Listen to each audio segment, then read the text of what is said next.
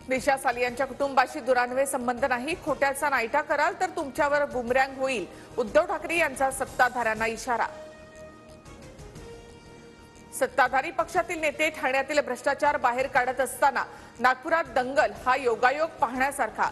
नागपुरातील हिंसाचारावरून उद्धव ठाकरेंचा ठाण्याकडे रोख।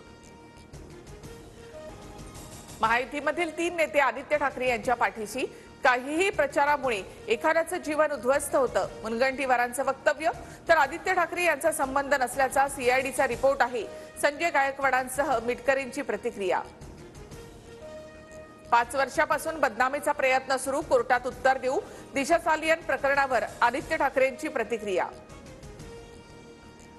कोर्टात उत्तर द्या, 8 जूनला लोकेशन काय होतं एकदा सांगून टाका, पुरावे द्या आणि आम्हाला खोटं ठरवा, नितेश राणेंचं आदित्य ठाकरे यांना आव्हान।